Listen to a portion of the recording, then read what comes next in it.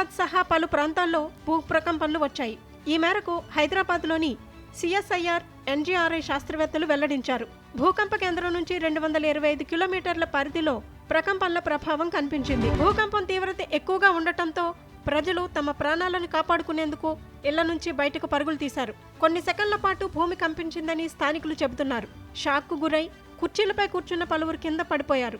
మేడారంలో సెప్టెంబర్ 4న 50,000కు పైగా చెట్లు నేలకూలాయి. ఇప్పుడు సరిగ్గా 4 నెలల తర్వాత అదే ప్రాంతంలో భూకంపం సంభవించింది. ఈ భూకంపానికి సంబంధించి ప్రజలు సోషల్ మీడియాలో అనేక పోస్టులు కూడా చేశారు.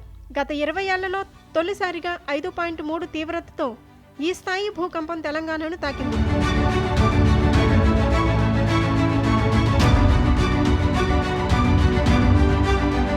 ఏపీలోని విజయవాడ, విశాఖపట్నం, జగ్గయ్యపేట, నందిగామ, ఏలూరు సహా పలు ప్రాంతాల్లో భూమి కంపించింది. తెలంగాణలో హైదరాబాద్ నగరంలోని పలు ప్రాంతాలతో పాటు ఉమ్మడి ఖమ్మం, రంగారెడ్డి, వరంగల్, కరీంనగర్ జిల్లా పరిధిలో ప్రకంపనలు వచ్చాయి.